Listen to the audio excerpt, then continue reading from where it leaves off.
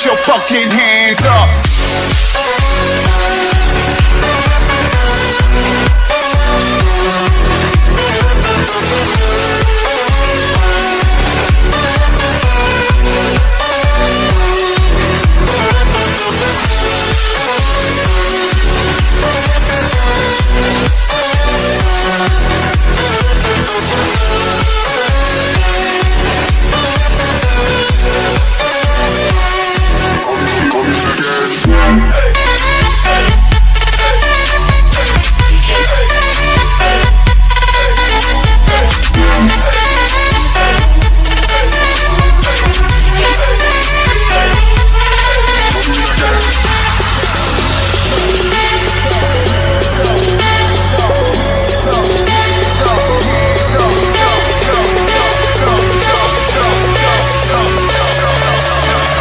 Put your fucking hands up.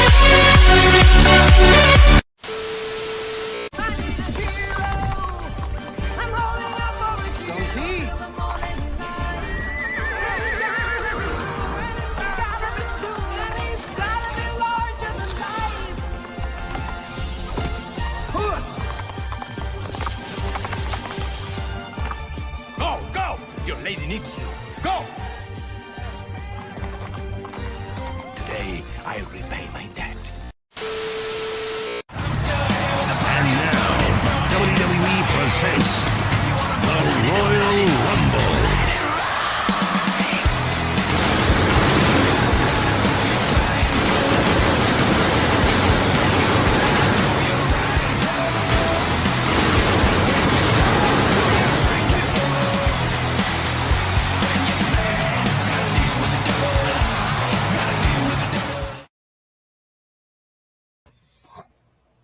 Ladies and gentlemen, welcome to Friday Night's Royal Rumble. And I feel like my soul's dead. Why is that? I just got done watching the Barbie movie, the end of Secret Invasion, and the end of The Witcher Season 3. Oh, dear God in heaven. All in one day? You gotta pace All yourself. in the last couple of hours. And hello to Joker voice. Oh, wow. Ryan, do you want a Whopper? I'm not even that crazy. Shut up, Shadow. That's insanity on a level that, wow. Even I can't comprehend it. They don't even have a wing in Occam for anyone that nuts. I can see it. And Shut up, welcome- Shadow. Well, welcome to Kat the Hijabi Gamer. Hi, it's Friday. Yay. Which means, let me guess, a weekend of video games. What? Maybe. Are you sure? Are you sure? Well, I mean, you say it every week. I'm just assuming that this week is no different. Are you assuming? Yeah, you're right. You're right. Never mind. You're Okay, right. thank you. I'll say she's got nothing. And hello, Nomi. Hi, I'm happy to be here. Yeah. After a wonderful stream last night, which was more of a therapy session. Yes, it was. And then the fact that we stopped for like a brief moment to talk about which Harry Potter houses, Yes. which Hogwarts houses like we belong to. So yeah, it was a well-needed talk. Lastly, and certainly not least, Shadu. Who? I am so happy to be at the start of a Royal Rumble. It's been Right, so Boosh? freaking long. Right, Boosh? Exactly. Hey, take it over with Ryan. All Let's- complaints go to him. Let's say hi to Shadu. He says first suck it Kohai and Shadu. I don't know why he's telling himself to suck it, but okay. Fuck that Shigadu guy. Kohai says, "Oh no, Shadu is first. However, shall I survive? Oh wait, I know how. By making Hey, wonderful boss. memes of him." And what's up there, Spock? And then of course we got Potato Reverend. He says first on JV's stream. Which I will be over on his channel at 7 p.m. So that'll be Nice. fun. Samuel, who is going to be on the panel here pretty quickly, says, "Hail, motherfucking Royal Rumble." Mr. Dystopian says, "Let's go." Potato Revan says, "Since I'm first, Joker must give me all his shoes and hats as tribute." Not happening. Do you really want that? I don't think All right. you know where they've been. Strive Howdy, 420 Strive. says, peace. Look, Mr. Sullivan, treat yourself to the Mario Brothers movie, dude. Yeah, you need it. You need a good Yeah. laugh. Remember, only person Joker is scared of is the IRS. I just don't pay him. Rocky the Black Dragon says, hey, everyone, what's up? Boosh says, why is Shadow here? That would be Shadu. Why is Shadu here? Right. He corrects himself. Don't worry. Yeah, I just saw that. He, Should do. the Bayou Geeks, evening good people. What is up? I like that name. That's cool.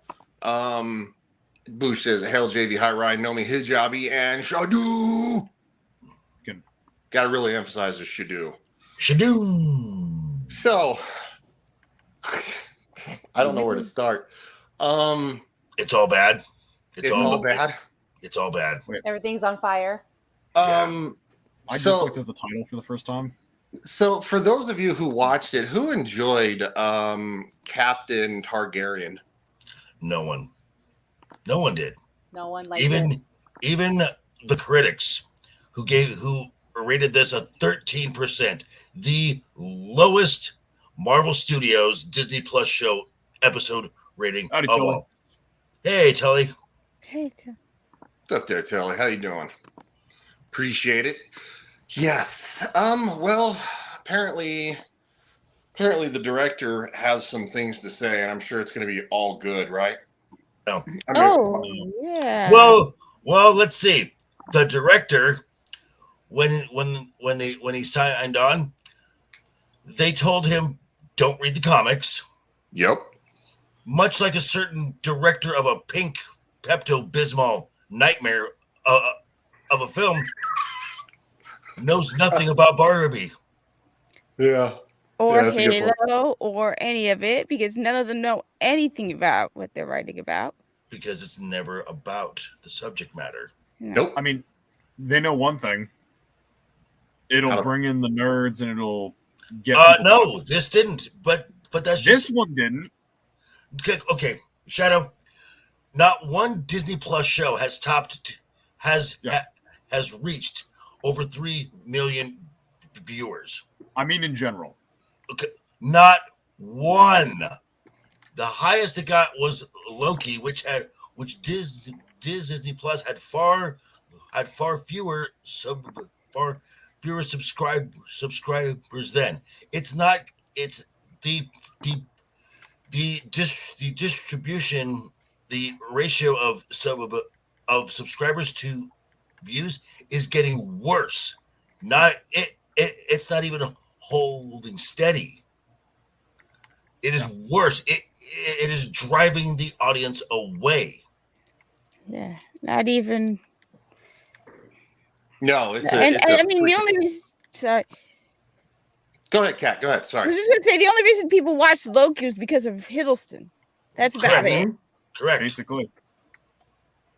Well, let's see what the wonderful director Ali Salem says about the season finale and reacts to the mixed reviews. Great. Okay. Mixed reviews. Yeah, mixed reviews. That's what it says. This is There was this one is from person Variety. who liked it. There was one person who liked it in a sea of 10,000. That means it's mixed. Yeah. Yeah, that guy Thanks, has Dad. no idea what mixed means. Shut up. Thanks, Dad. All right, here we go. God, this is going to be dribble because Ali Salem, an executive producer, directed all 6 episodes of the show, which adapted a popular Marvel Comics, which they didn't read, run that plays on the audience's paranoia. Quote, Secret Invasion asks, what if the characters you thought you knew and loved were instead alien invaders? AKA Skrulls, an alien race introduced in Everybody Nobody Cares 2019's Captain Marvel. Yay. Okay, now the comic book run. It was you actually because the Skrulls weren't just normal everyday people or government officials. They were superheroes. You had Skrull Cap, Skrull Yep. Wolverine, Skrull Spider Woman, who was the Skrull Queen. So Yeah. And going from where I know the story from, the Avengers Assemble, not Avengers Assemble, the Earth's Mightiest Heroes show from like the early 2000s, it took like a full season for them to build up the scroll. Like, you didn't even know what was going on until like midway through season 2, and even then, you didn't know that even Nick Fury had been compromised by the Skrulls, and suddenly, boom, every single major agency is being run by the Skrulls. Every single team of superheroes has at least one Skrull member who's been breaking them apart and ripping them to pieces, and it's a Darkest Hour moment, and it builds up to it. This is just, hey, Skrulls are here, and we're going to solve it within 6 episodes. It doesn't do this kind of plotline justice, because it just happens too fucking fast. Or, yeah, as we could call it, drivel. Cannoli! Howdy, Cannoli. Hey. What up there, Mr. Cannoli Sasquatch? Hi. And Hey, Dempsey. Dempsey's in here. Hello, sir. Mugsy's here? Mugsy Kid says, howdy, Hey. folks. How are the hats? I haven't capped? opened them because I was gonna open them on the live stream tomorrow. I haven't even opened yet. Well, sounds like you need to. What are you doing? So, all right, let's I'm gonna skip down to the bottom here because we're gonna start talking. Okay, You want me to open?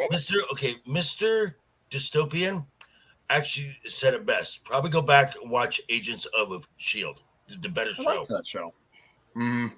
I just said it's a better show. Now shut up. Yeah. That's very true. Yeah. Actually. Boosh says, "Can we do spoils? I got spoils. You can Yeah. spoil what the fuck Let's you want." spoils. Let's do spoils, Boosh. Yeah, The nobody greatest- cares. This show created the deadliest, most powerful character in the entire Marvel Cinematic Universe. Yes. And They guess did. what? Guess what? It's a girl boss. Of course it is. Because MCU. Yeah, it is. All right, let me. And the most dangerous person on the planet is also a woman. Now, to be fair, that the woman was played by Olivia Colman, who was by far the best part of the entire series. Yeah. Yeah, I would agree with that. She was wonderful. I couldn't help stop but hearing Mama Bear from Puss in Boots in every scene she is in, because she is the voice of Mama Bear as well. Yeah, she did a great job too. That's awesome. Yeah, that's funny. Yes, Potato Revan. Yes, it does. Yes. I'll show you. We're That's not gonna play it, but I'll skip through the CGI so you can see it here in a second. But okay, so the director and this part, here we go. Great. A tightly packed finale, really. Focuses on the last stand of the great Nick Fury, if you say so. A phrase that Gravik, the show's villain and the leader of the Skrull Rebellion, bellows when the two men face off one last time. Spoiler alert, it's not Nick Fury. No. But it's got Emilia Clarke's Gaia, to where they immediately gas themselves and become Super Skrulls, or as I like to call Emilia Clarke's character, she becomes Captain Targaryen, because she basically inherits all the Avengers, including the Guardians of the Galaxy's powers. I don't understand. Okay, this is why. Because the entire point of the Harvest was during the battle for Earth at the end of Endgame. A lot of blood was spilled, so they went and collected blood samples. How you could differentiate whose blood is whose, don't know. They don't answer that. But it's very important that the storytellers let you know that one of the people who spilled blood at the Battle for Earth was Carol Danvers, which is not true. She never bled there. Nope. So there's no blood sample of her anywhere. But they want you to know. So you've got So as you saw a cull, you saw an arm from like cull obsidian. Howdy, Keely. You saw an Hey, arm. Keely. You saw an arm from Korg, who's rock. There is no blood in Korg; it's rock. Yep. So then you got Jotunheim frost giant powers. There wasn't a frost giant there, but What Nope. the fuck? yeah, There's- Groot, Where'd that come Drax, from? the Hulk, Yep. and then Revan. Ew. Okay, and Oh man. now Well, Josh and I talked about that like last week with Roman, where like how else would anybody else get blood from her? Well, she was probably having a menstrual cycle. So What's up Uh, there, D-Day? Also, I mean, boss, Loki that wasn't might, there.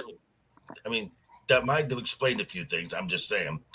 yeah, Okay, guys, ugh, gross. No, but as far as the Jotunheim frost powers, they had showed in an earlier episode that they had a sample from the frost beast that came to Earth at the end of Thor 2. You guys, ugh. Boosh is already going hard over here. yeah, he's.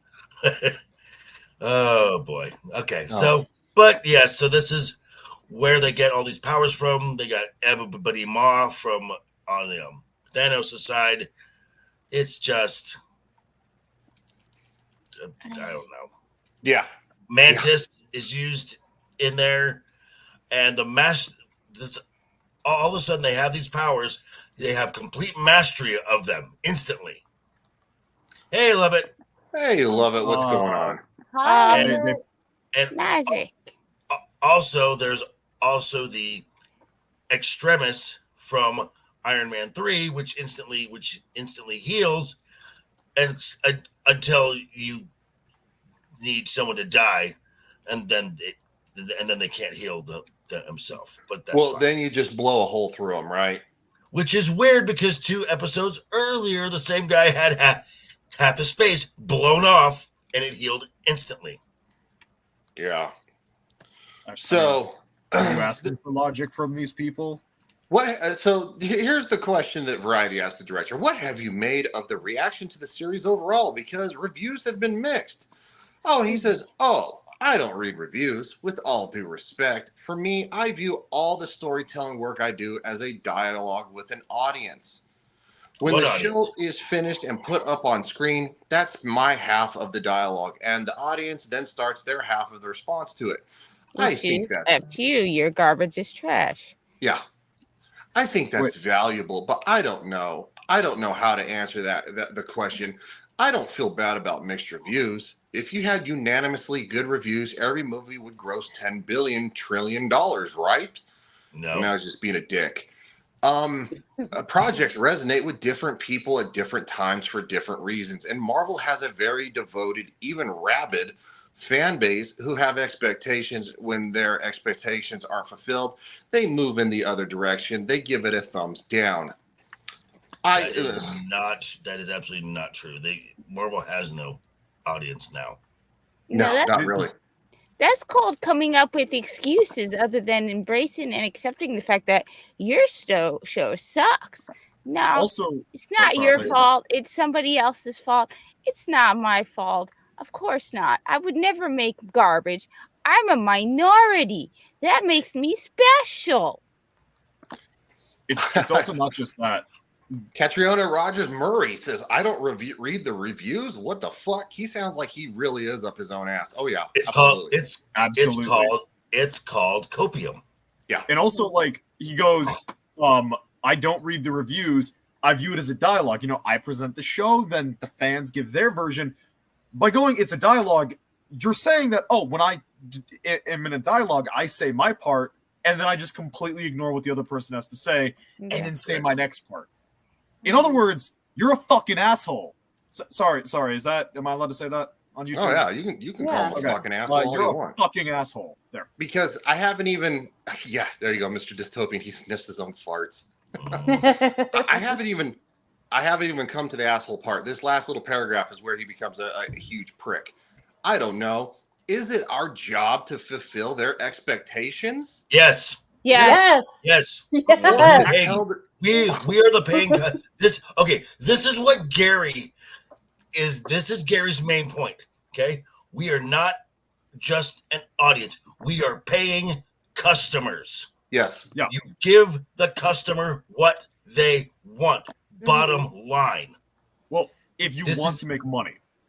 If you want to make money, Well, not only that you want to make money, but if you're going to a store to buy a certain item and you talk to the manager like, hey, like this certain item is not here. What can I get? But the manager says like, oh, hey, we can't provide that for you. But here is the Walmart brand version of it. It was like, no, but I still want Fruity Pebbles. I don't want the Walmart brand one. That is not what I want. So you have to give me. Now, if they say they're out of stock, okay, like I can wait, I'm patient. But like we have given Disney so much of our time and our money when we're still getting bad shows, bad writing, terrible direction, and just overall bad, like just an education that we don't need. We just want to be entertained. On top of that, it's our fault for not liking it because how dare we not like their marvelous? No, they made the perfect Howdy, Muslim show, and uncle. they made a perfect show, and how dare we not realize that? No, they are not flawed. We are flawed audience for not wanting their perfection. Well, of course, Welcome because to- we are Real just quick, Shadow. I just want to say welcome to Wookie Be Bad and your Muslim uncle. Appreciate you guys stopping by. Salams and likes and shares. Thank you very much. Salam means peace, right? Yes, Yeah. Yes. Peace to you too, man. maybe. Go ahead, Shadow. Yeah, but to answer your question, we are as dirty peasants. We should be grateful for the scraps of bread they toss at us while they enjoy their parties and their. By the way, where the fuck did that $212 million go? Do we know? Cocaine. Yeah, Probably. probably. Their gowns, their cape, their cape, their cake, their fucking champagne. The costuming, Shadow. The costuming is like obviously it's not there. So they're putting the money somewhere else where it's not going to the production of the show at all. And you can I think they're tell. just shifting it from one hand to the other. Yeah. Oh, definitely. Yeah. So, really quick, let's finish this little lovely comment. Or to tell the story that we're telling. Oh, so basically you're telling us that it's your story and we should like it regardless and just suck it up. So it's a tricky thing. No, not really. You just do what the audience wants. You adapt the source material It's and not you hard. leave everything else the fuck alone. I would love it if everybody loved it, but I also don't have that expectation of myself. Basically saying, I'm not going to do what you want so you can kick rocks. So I feel great about the response to it. Basically just saying, I don't care what you think, and I feel good that I pissed you off. Yeah, which if the goal of this show wasn't to draw in subscriber, like if it was just, hey, here's the thing I made, tossed it out into the ether, that's fine. But that's not what you're trying to do. You are trying to make money. You are trying to draw in the audience. Like Nomi said, you got to provide the service people want. And when your stocks are down, when you're not making money, when you're bleeding money, and you start bitching, why the fuck is that happening? Maybe you should consider it's because you're a piece of shit who doesn't listen to the other side of the dialogue, as you put it. Wow. Minority. They say, Shadow. Hey, just for the record, it's not cocaine. Cocaine makes good movies. And books, if Stephen King. Just witness the 80s. That's all I'm saying. You're not wrong. I agree with that, actually. But minority But minorities. make perfect shit. This is Well- the only minority I care about. Mutants. To kind of give us a little bit of a heads up of what this looks like, I'm not going to play the whole thing. I'm going to skip through it. So here we have the Super Skrulls fighting. This is Captain Targaryen, and then of course this is Gravik, and they're tussling, and it looks terrible. And then of course a superhero pose. She has to sit there and pose like Captain Marvel. Because you've always got to be reminded that Veers is the most bestest. Also, Oh, thank you, Dempsey.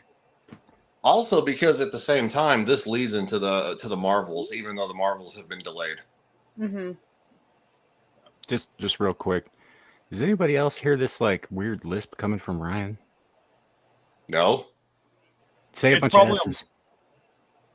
No. You made him self-conscious now. Say S. shut up, dude. See, shut up. Shut up. Are you Starts with saying S. he has a list? I mean, I can't even really do a lisp now. That's so mean. See, I was actually worried it's me because again, Okay, some of sweetie. the pipes are on. That's Yeah. pipes don't make a lisp sound when they're No, talking. like if there was actual background noise and he was blaming Ryan. Yeah, Samuel. Hey, Bosch, Ryan's not a homosexual, okay? That's not what he said last night. Dear God. He's not as straight as the pole he was dancing on last night. Hey, Oh, why are we going back? Wait, why am I not at the bottom? I don't know. Look, Do you superhero. want to be? You, wanna yeah, be do you the want bottom? you No, wanna but be? Power people bottom? typically bitch when I'm not. It's so terrible. Y'all Howdy, heard Zenny. it here first. Shadu wants to be the power bottom. Mm-hmm. That's not at all what I fucking said. It sure sounded like it. All right, I'll stop. I came in a little bit gayer than usual. My apologies.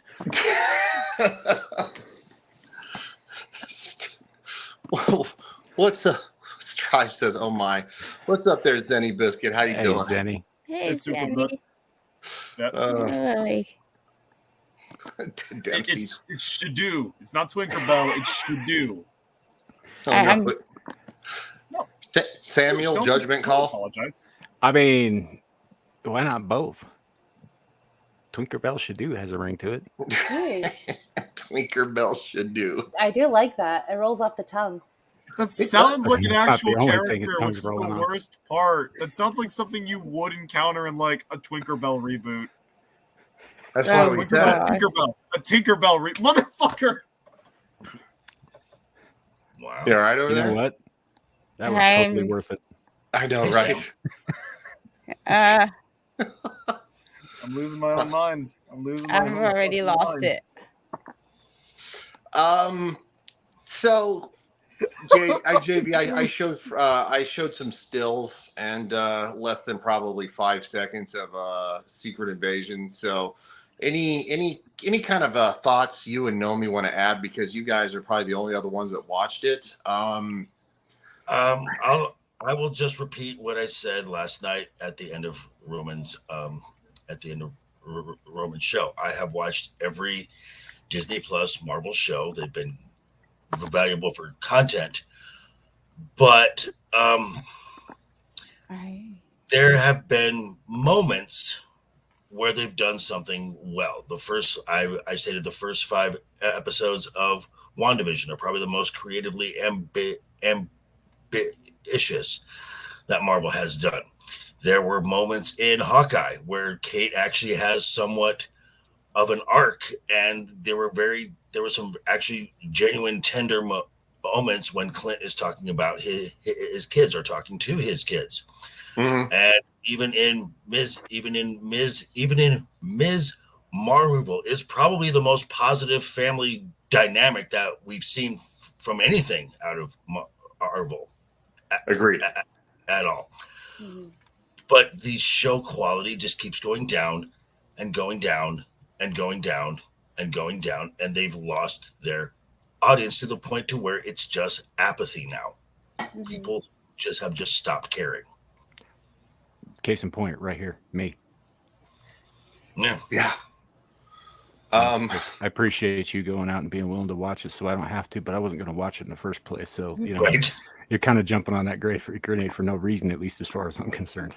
Yeah. Well, there are folks. Dempsey, I had a lisp growing up. There's no shame in it. Ah, well, I heard it right there. Telling you, there's I heard it. Do we have a list? There we go. Did your boyfriend knock your teeth out, Ryan, or something? Wow. Hey, Ryan, have you been using soy milk recently? It's got that steel-plated tea bag going on. It has to be an audio thing.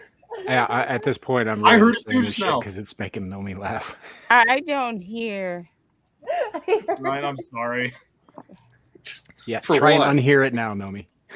Wait, say that again, Samuel. Try and unhear it now. I know I can't. It's going to be ingrained in my brain forever. Tell me else with your word for it. Howdy, D-Day Direwolf. I beat a dire wolf. So Wait, what do you think Nomi- about that, Nomi?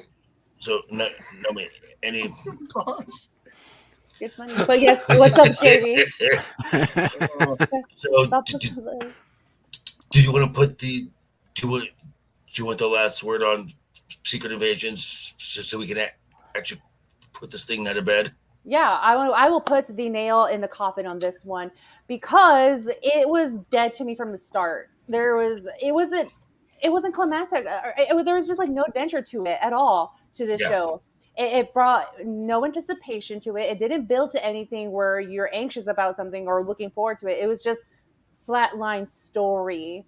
And we talked about it last night with Roman's channel where it would have been, I think it would have had more meat to the show if they did a background story of Gravik, like how he killed that person that he's using that person's face. As his form, right? Yeah, as his form, because he blamed Nick Fury. He's like, it killed me, and it killed every little bit like piece of my heart that I had to kill because I had to prove it to you. And he was the first person I killed, so I took his identity. So it would have been cool to see that background story of who that person was, like because he had a family, he had a wife and kids. Would have loved to see it. And also Olivia Colman, great actress, love her so much. But I would have loved to learn a little bit more. Like, why is she in this? Obviously, she's going to be, to me, she's going to be replacing Nick Fury because at the end of the show, she says like, "Oh, us women can do it better than Talos and Fury can do." It's like, I mean, to That's be disgusting. fair, you know, a lot of people can do it better than an 80-year-old dude with an eye patch.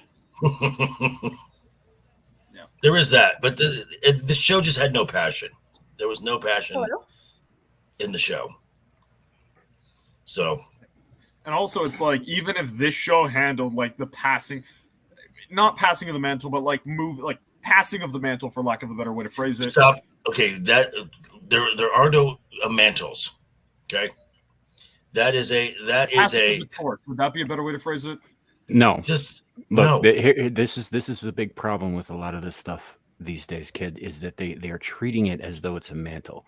It's not. Now there are characters who are written that way. The Phantom, for example, comes from a long line, a single line of descendants, each of whom takes on the mantle of the Phantom, because in that case, that's what that is. There's only one fucking Batman.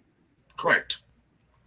Right. There's only one. There's only one captain. There's only one Captain America. It's Steve Rogers. Even if you get into like legacy villains, like Harry Osborn, for example, was the Green Goblin, but he was not the same character as Norman Osborn. Correct. He was a very different character. There was a third Green Goblin, also very different from the first two.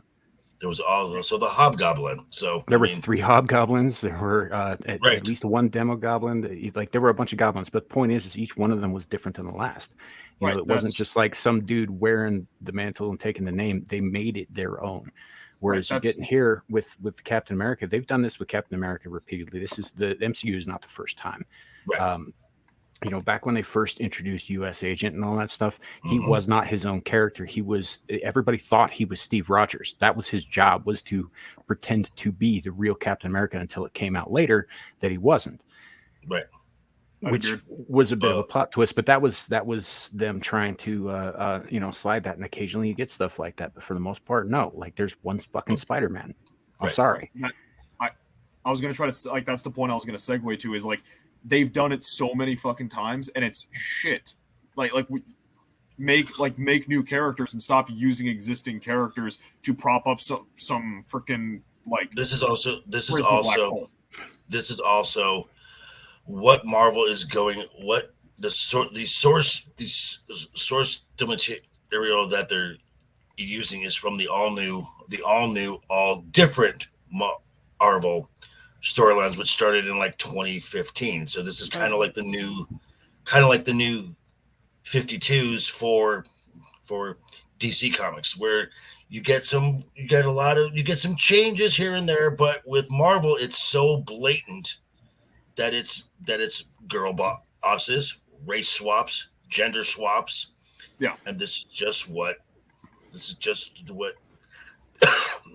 they have decided to do. They have hired shitty writers. They hired basically the writing staff from the old writing staff from Rick and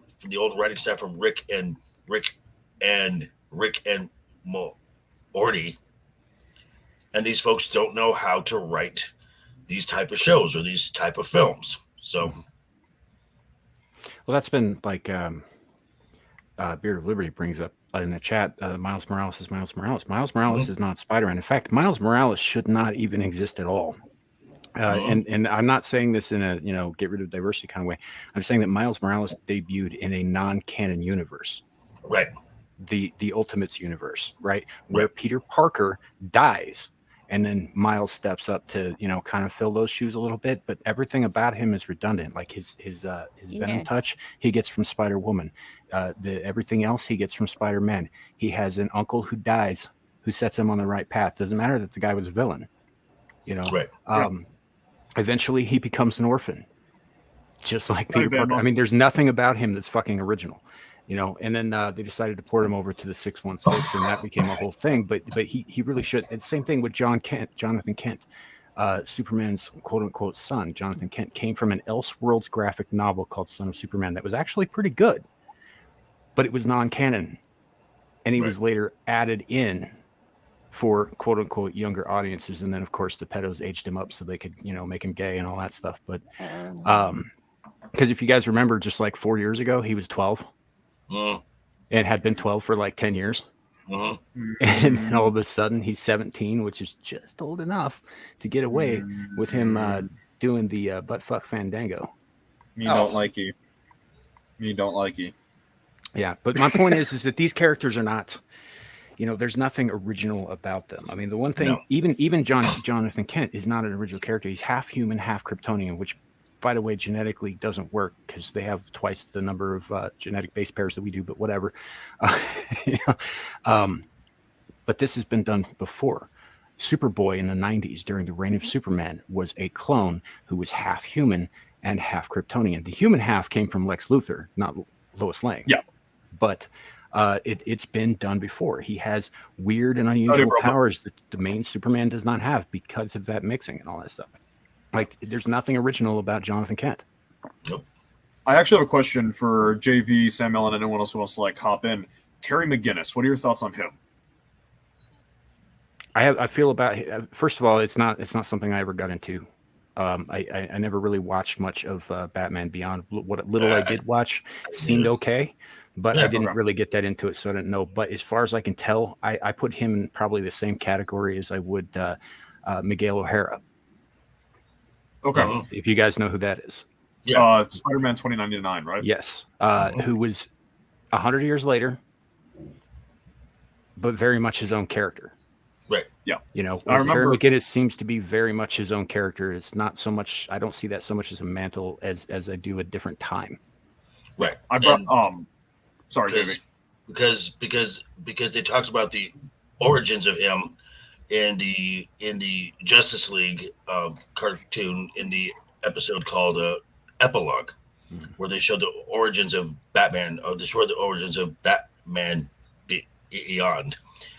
And there was even an episode of Batman Beyond where someone is infecting Bruce's brain during his dreams and calls him and keeps referring to him as Bruce.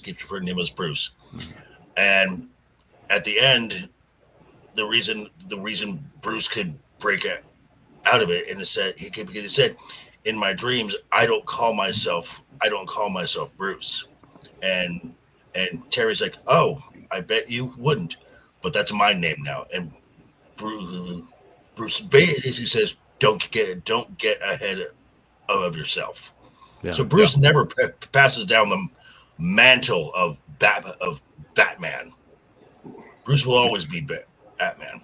Yeah, Gotcha. I'd also point out here too that even the mixed race Spider-Man thing, Miles Morales isn't original on. Miguel O'Hara was half Latino, half Irish, Mhm. hmm and he did it 20 years before. Real quick, Boo says we have good female heroes or heroines in the MCU. They had flaws, they overcame them. And up here, he says, I'm adding this on. We had a lot of good ones: Natasha, Maria Hill, Pepper Potts, The Ancient One, Lady Sif, etc. All strong, all well written. Yeah, no, I would agree. I'm gonna actually push back against the ancient one. The ancient one was never a Celtic woman. It's No. a Tibetan monk. Yeah, who looked Yeah. like a prune. Yeah. Yeah. No, that was definitely a swap. Also, nothing was a dude. Nothing against Tilda Swinton, but yeah, it was definitely a. That was so they did that so they could show that film in China. China. Yes, that is correct. Because Hollywood always bends the knee to China. Well, Yeah, Disney does.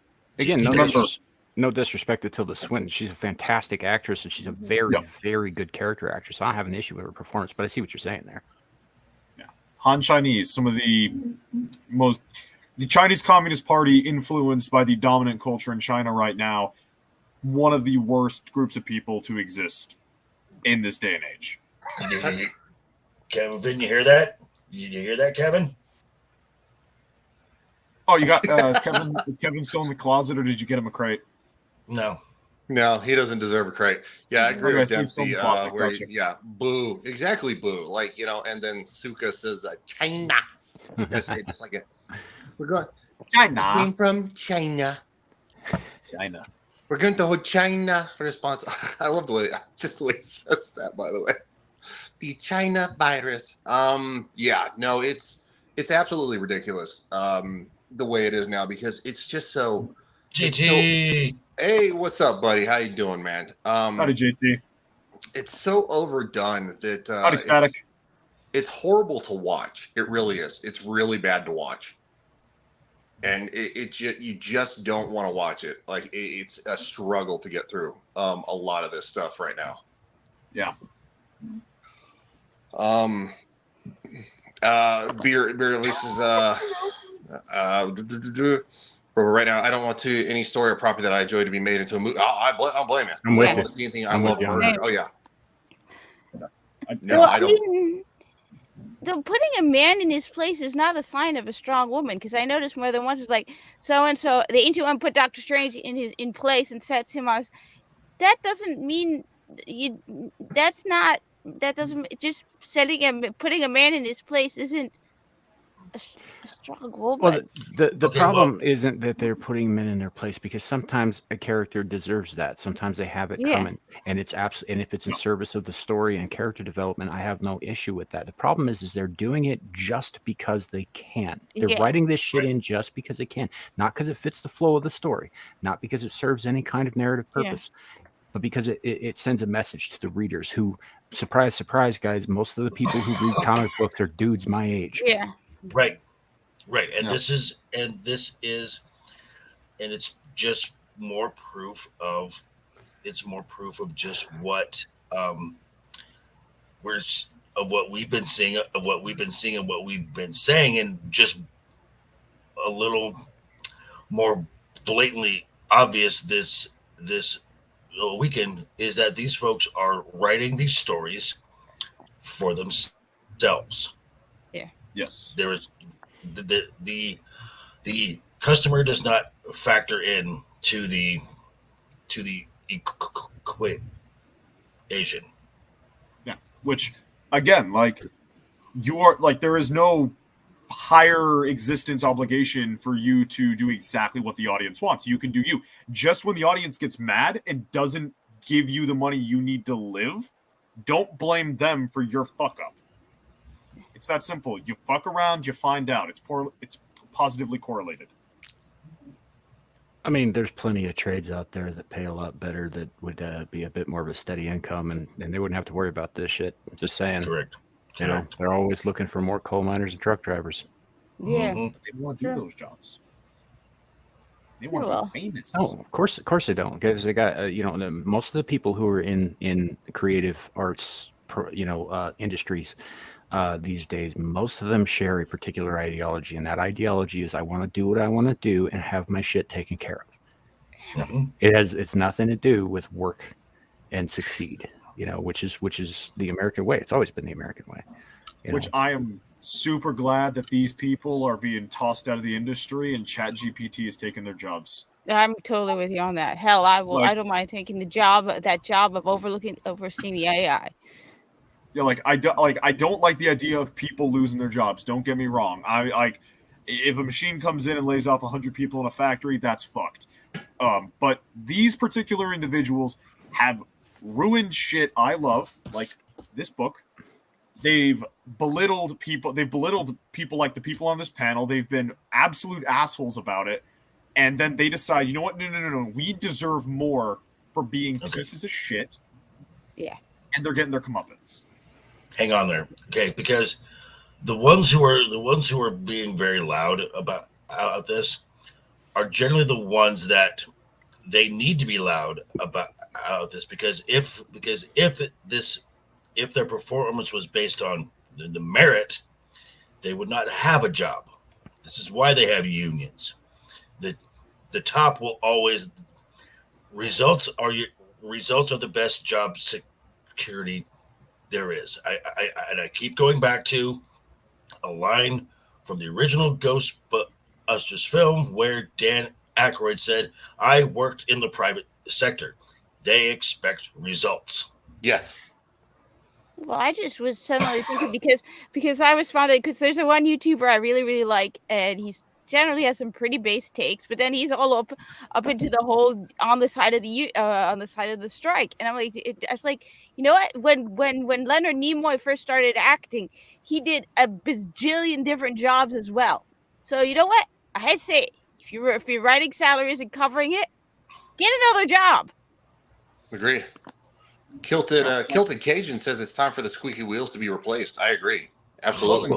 Well, you guys, you remember Amanda Miller? Mm-hmm. Yeah. Right.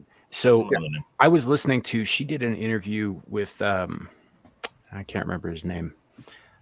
Here, just earlier this week, she did this interview, and she was talking about, like, as a voice actress, which is still acting, right? She's still got to find like 4 or 5 other side gigs just to make ends meet, because it doesn't pay that much. It's like, I don't see this as any different. Teachers have to get jobs in the summertime to make up for that loss in salary, because they're not getting paid over the course of the summer.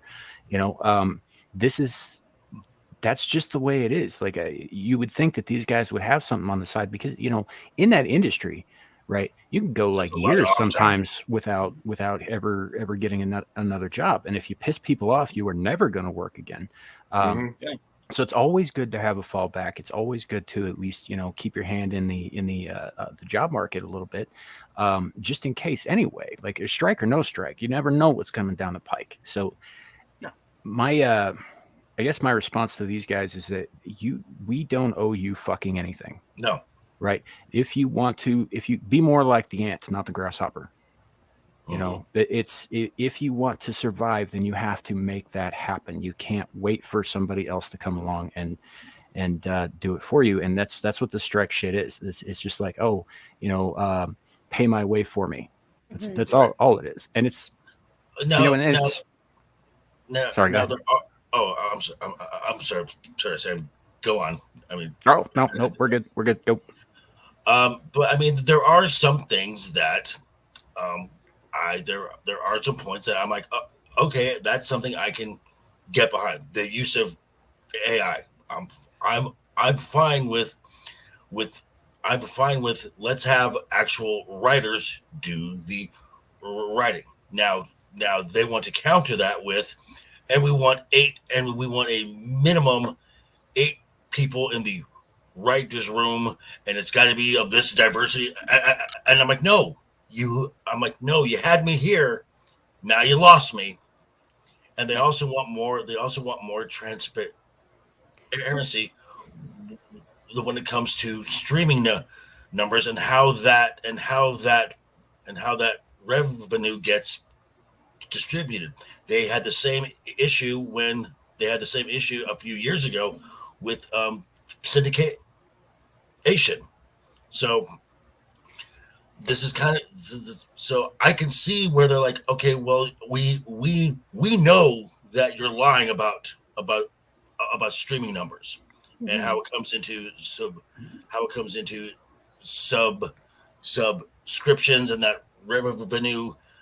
We know you're lying about those numbers. Just be more transparent about that. I'm fine with that. The thing is, AI is inevitable. That's the thing. One of the things that I realized Skynet is inevitable. Huh? No, it is inevitable. They are, and I hate to say this, and it's going to sound very, very mean. This is going to happen. They are trying to delay the inevitable. Okay, AI is going to get involved in because it's cheaper, it's easier. It's going to happen. You are basically putting off what is eventually going to happen anyway. On top of that, how are you going to control it? I mean, when it comes down to it, you could be having Chat GPT on your phone and then modify it enough so it's still the basis. You don't have to admit you use Chat GPT. That's like when you can't hide it. It's like when you say, "Oh, I watched the Barbie movie. I watched it." I mean, yeah, I it's did. not. No, it's like it's not legal, but people are sailing the high seas.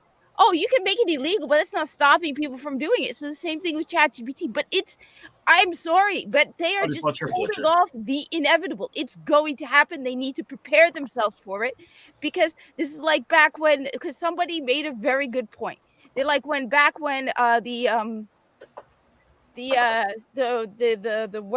where assembly lines were starting out and workers were saying no. Automation? Automation, right? Automation. They're like, they're like, oh well, we don't want that. Protect the jobs. It inevitably happened. So you're not, even if they, I mean, I hate to say it, even if they do say even if they sign an agreement and say you're not allowed to use Chat GPT or AI, someone's going to be using it behind the scenes. Yeah. I guarantee it. And it's probably not even going to be someone doing it in secret. I guarantee that even Netflix is going to be doing it in secret behind the eyes of the people who telling them they didn't do it. Yeah, this is going to happen. There was a earlier point made. Who was it? It was a Outpost nerd. And you're right. It's not just the writers. It's also a lot of your extras and a lot of your background people that they want to that they want a digital scan of their face. Yep. That they can just reuse over and over and over and over and over and over and over again ad nauseum. Now I get it, because a studio wants to maximize profit, minimize costs. Okay, fine, I get that. But you're still dealing with people, and I'm sorry, Kat, I'm going to disagree with you. I mean, because I have read some Chat GPT scripts. They're basic. They are pedestrian. And I've probably spent more time on Chat GPT than all of you, because I play around with Chat GPT all the time, and I can tell you it's right now it's basic. Give it a year. It's getting better.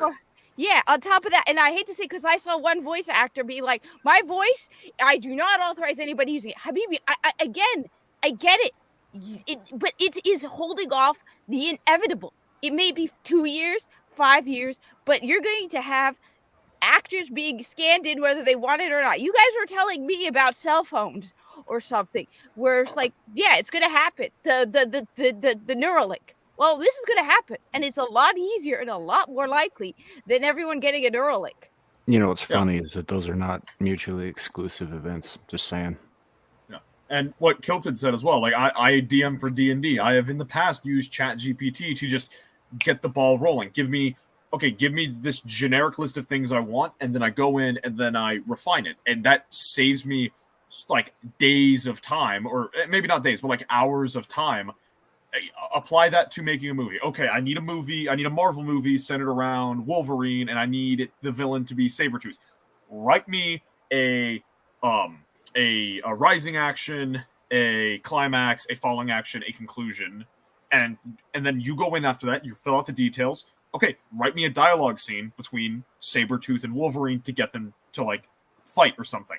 and then you go in, you fit the details together. You just need one person and maybe 4 or 5 chat AIs, and that's with current technology. Now let's take AI art and the fact that AI art is on the verge of becoming used for animations. Archcast did a really good video a few weeks back showing how a basic AI video program could use a few random clips of people in costume to generate a very basic plotted show. Yeah. Or not Yeah. episode where you can do that. Now you take the script, you take the AI generation, give it 5 or 6 years. A streaming service will not be something that you get a movie made by Hollywood. It will be you type in what you want, and then you will get a show or a movie generated by what you want from this. And that will destroy the entire industry. Yeah, well, I mean, and Netflix already is offering people to do jobs to overlook the ChatGPT or whatever AI they want. I mean, ChatGPT isn't even the most advanced, and I've seen it get better. And again, like I said, yeah, I get it. Right now, it's very basic. Try getting it to write about the prophet worshipping corpus, where they get them completely wrong because there's a bias. But I'm telling you, it will happen. Yeah. It's inevitable. It's technology. Real quick, I have Jay. to say this. I think that Chat GPT would do a better job with this audience score. Yeah, Mm-hmm. Yep. definitely. I can't believe that they're still doing that shit. But real quick though, JV, no, I don't think you're wrong. I just think it's funny that you put that as though it were a stopping point. That's just the beginning, buddy. They're gonna get us so fat and happy and suckling on airwaves that we won't notice when they start to eliminate us. Oh, I Yeah. know. We're Yeah. cattle. They want us to be nice little cattle. Yeah, And because do you we know really what John need to talk Connor's about not doing if he's got his head stuck in VR? Fighting back. Right. Mm-hmm. Yeah. Do we really need to talk about this? Yes. Do we? Okay, so Why can't so we talk I- about the books? so Because better. nobody here's read them but you. right. Oh, they're good. So I have not seen the second half of the season, but I've watched season 1. I thought season 1 was very hard to get through because there was the time jumping and jumping from past to present, and was with no distinct breaks to let you know was a bit disjarring. Season 2 was okay, sure, whatever. I watched the third season. I enjoyed watching it, but again, I know nothing about this world. I know nothing about this lore, but I could tell that this is Girl Boss from the Oh, don't get me started about how fucking girl boss it is. Like season 1. Then Shadow, shut up. Look at all these scores though. A star and a half, half a star, star and a half a star, 1 star, 1 star, 2 star. Oh, 5 star, 1 those star, are half bots. a star. Like, look at this. Bot. That is embarrassing. Yeah. 22%. Yeah. I'm honestly surprised that this show retained an audience after season 1 anyway, just because just coming from me who I never played any of the games. I never read any of the books. It's just the world was not of interest to me. So I sit down and watch this because, my brother was like, oh, this is really cool stuff. You got to watch this. And what you said about the time jumps. Yeah, that was a little off-putting, but that wasn't even the worst part. When you combine that with the fact that it's based on a series of disconnected short stories, but the TV show treats it like it's an overarching, through line, and it's not. And it was just like, okay, this is a fucking narrative mess. Yeah.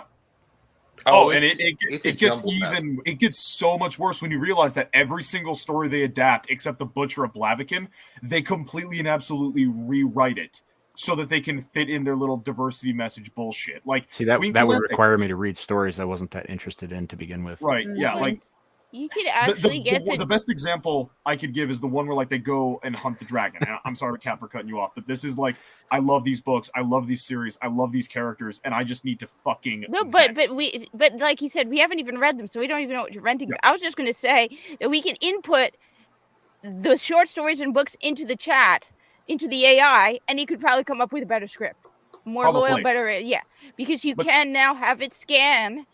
Because there's another chat that I messed around with briefly, and it got information wrong, so I sent it an article, and it scanned it, and it even said you're right, and it's updating its database, it's updating it for the updated Cracking. information. What's up, Howdy, Clue. Release? I didn't have work, Clue. That's how I got up here. I was actually able to show up on time. What's up, Clue? So I don't know like, if the episode where they go hunting the dragon. If anyone's seen season 1, they probably remember that. In the I book, really like that episode. It's very different in the book. The two foreign warrior women, they are more happy-go-lucky, very jubilant. Like they live life. They're not just stern and all about bullshit. The knight guy, he is an actual courageous knight. He is a monster hunter. The different groups of hunters that travel with Geralt and stuff, they're a lot more chill until the final conclusion. Yennefer is there, but she's not distant girl boss bitch mode. She's speaking with Geralt. She's interacting with Geralt. There's a different wizard there that she's kind of having banter with. And in the end, they don't fight together. Geralt saves her because she got caught off guard because she overestimated some people in the plot line. And the dragon is described very differently in the book than he shows up in the show. And his motivation for being there is a lot different and a lot more noble than how it's portrayed in the show. And it's just, you look at what they're doing, and it's either they didn't have the budget to properly adapt this short story, or they didn't know what the fuck they were doing. Which, if they didn't have the budget, why don't you tell a story that's a lot simpler, that doesn't need the budget of a massive army coming in to fight the dragon, of the dragon itself, of the different actors that you would need to properly portray these characters. Like, there's that one episode alone just showcases they didn't actually care about the book. They cared more about the name recognition of the book to tell whatever fucking story they wanted. I would say that was pretty obvious on the surface of it when they announced they were doing it in the first place. No, but you've got stuff like that. You've got shows like the Lord of the Rings movies. Yes, that is taking advantage of the fact that people loved the Lord of the Rings books, but they still more or less try to stay faithful. Yeah, that was to a the book. different thing, Shadow. That was Right. a totally different thing. What you're talking about is Netflix. Anybody who's had any history watching adaptations on Netflix, and I'm talking going back, this is not like a new phenomenon. Like the injection of all the woke crap is kind of new, but the complete changing of the thing, with just the surface details, that's not new. I know They have always done that. They will hook you in with that first good season, and it'll have some changes that you're maybe not sure about, maybe not too comfortable with, but you're like, overall, it was pretty good, so I'll let it go. And then you get to that second season, and it's like, it's a shit fest. Yeah. I'm Every still gonna fucking hold them time. to that. I'm still going to hold them to that standard. Like, just because they have a history being fuck-ups doesn't mean I'm going to go, oh, well, at least you try. No, you're held to the stand. You're held to I'm holding you to the gold standard. And if you can't meet that standard, Disagree, I'm man. not Would you using your hold a fucking product. retard to AP standards? What? Would you hold a retard to AP standards? Advanced placement. No, but I wouldn't expect the retard. That's what you're doing here, though. Carrie for $2 But I also says wouldn't- latent gay. Howdy, Carrie. Thank you for But the I also wouldn't $2. expect the retard to do brain surgery. But that's kind of where I'm getting at. Is like you are holding them to higher standards than we know they are capable of. Yeah. You Well, I would expecting they even- read books? I would even go as far as you're holding them to higher standards than they even give a shit about. So Yeah. What's worse than a retarded person doing brain surgery? An apathetic one. Mm-hmm. It was a shit art, Bosch. Her arc was shit, Bosch. He's trying to get all that cotton out of his mouth. Guilty Cajun says all these Hollywood studios changed the story from the source material because obviously they're able to do it better. Yeah, absolutely. Mm-hmm. Right? Yes. Absolutely. Wow, he used the hard R. What retard? Mhm. Yeah, Retard. Fuck that. Would you arc. have preferred I said short bus denizen? yeah. Kalu says the U series did that. Season 3, all of a sudden the main character is open to gay sex. Wow. Wait, why? I need to read Howdy, into that Barbie. because, like, the main character, the What's up, guy, he's like, he told producers of that show that he doesn't want to do any more sex scenes because he wants to be respectful to his wife in real life. So, what? Okay, I want to read that because he stood up for himself, and I knew he got backlash for saying stuff like that because he wanted to be respectful to his real life marriage. So, but him to be open to gay sex in that series, that's new. I haven't heard of that. Yeah, I mean, I guess that doesn't Love go it. against his marriage. I don't know. But yeah, Love It says, I have yet to see The Witcher. I don't care. Game of Thrones must have burned me too much to invest in another show. I don't blame Season it. 8. Season 8, sure. Yeah. But love it. Give House of the Dragon a shot. It is a Yes. very well done series. Yes, it is. It is. I will vouch for that as well. I mean, but It- didn't Sam just say like lure you in with a good first season, then ruin it with a bad second season? Especially since George R. R. Martin has well, stopped. House of working the with Dragon HBO. is done by again a different company, a different Right. studio than That's Netflix. it. Yeah, Yes. that's it. He said Netflix, Shadow. Netflix. Yeah, he said Netflix. I'm still skeptical. Season yeah, never mind. Let's just Not all studios are a monolith, you bigot. There we Yeah. go. Look at that. Love it says they I'll all give it a think the try. same. Yay. And no, they don't. Shadow, shut the fuck up. What? Okay. There you go. Yes. There you go. Another one. Netflix has made some changes as in their HR and their DEI department. But have they really changed overall? Probably not. I mean, it But- doesn't matter as long as they keep employing people who can't write. Right. That is also true. Now you get someone like a Zaslav who is about the bottom line. Let's make stuff that is profitable and has less to do with the messaging. Because if David Zaslav thought that he could sell woke and make a shit ton of cash, guess what? He would sell woke. Boosh, we only switched it to this last Tuesday. It's going to be on Monday still. Right. So every once in a while we make a shift. It's not going to be permanent though. So yeah. Just, Ryan's potato computer was still sore from Sunday. that's not what it was, but okay. The pounding it truck. There was a personal proposition made to move it to Tuesday, and we obliged, and then said person couldn't be there. Right. Due to a good reason, Yes. family stuff. So that's fine. Shut up, Samuel. Sam, Carrie wants to know why you're not streaming. Number one, I was late, so I just didn't want to jump on that. I mean, I guess I could start it, but it'd come in right in the middle of the thing, and that would Right, just be that's- weird and confusing. Plus, I put out a community post saying I would be over here earlier in the day. Who is Cecil? Says hi, Cecil. Oh. Well, hello. Who is Cecil? Howdy. Oh, I4E's here. Howdy, man. What's left there? Islam for Europeans. What's going on, man? So on, man? Yeah, no, Boosh. It was just a Right. one-time move. We might do it every once in a while, but it's not permanent. and The hell? and it's Bush. It is the backup on my Yeah. channel. It's back up on my channel too, so you can go watch the replay. So, I just want to real quick. Sorry, Bush. You missed it live. Sorry. Okay. Yeah, we'll make it up to you this Monday, buddy. I just want to get into this Forbes article. We all deserved better. Henry Cavill deserved a better series to lead than The Witcher from Netflix. Fans of the games and books deserved a show that tried harder to succeed as an adaptation rather than push the political agendas of its creators. Cavill's co-stars deserved another season with Cavill as the star, given how glowingly they've all been about his dedication to the role and the story. And Netflix and its shareholders deserved a show that could actually rival Game of Thrones rather than a mediocre, generic fantasy that is, alas, utterly forgettable by the end of its wildly disappointing third season. It didn't have to be this way. The final 3 episodes of season 3 are out now on Netflix, and I literally just watched them.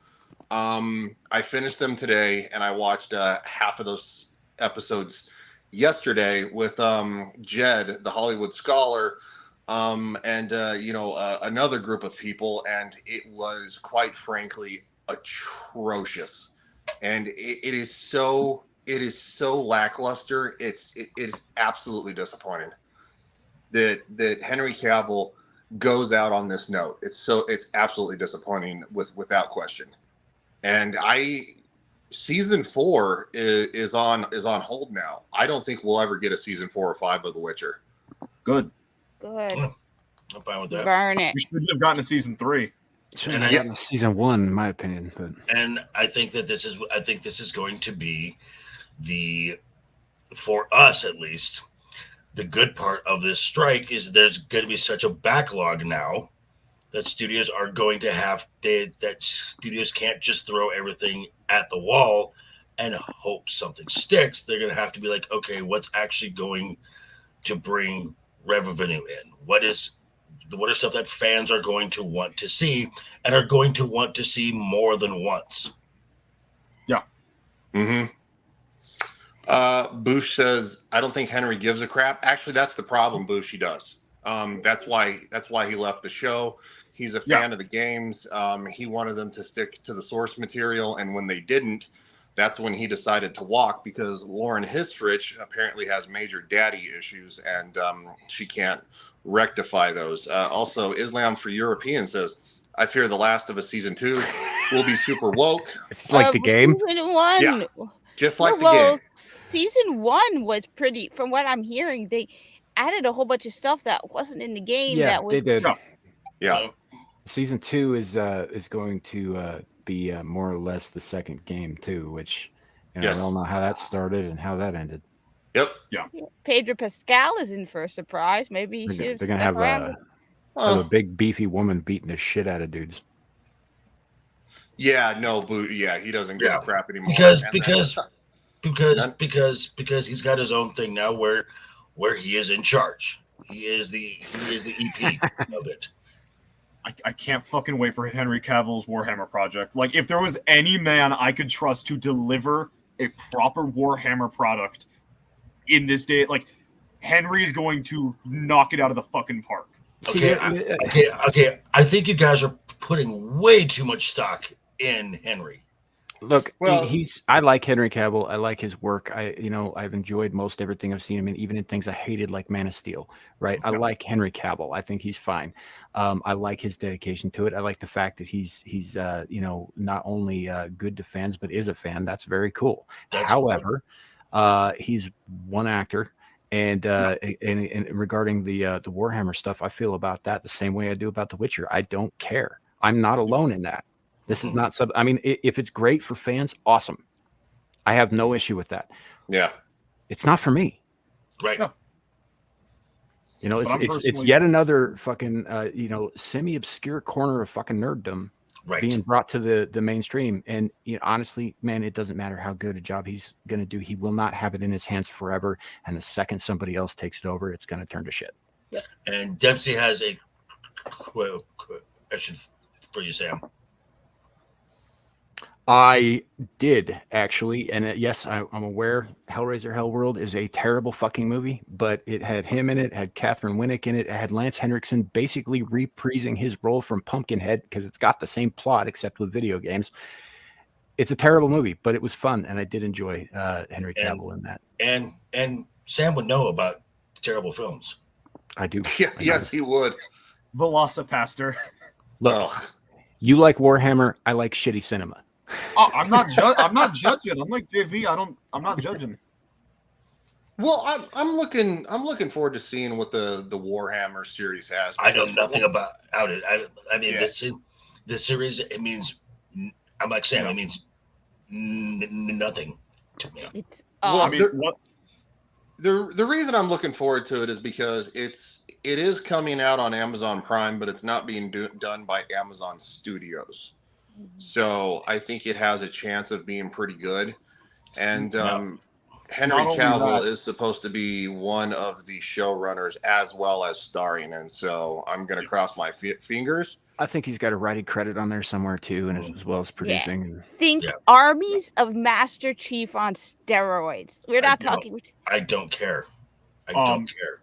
Not only that, but Games Workshop, historically, they are very, very, very picky with who they let do stuff. Like, they made a deal with Blizzard to make a science fiction game, and they pulled out because they didn't trust them.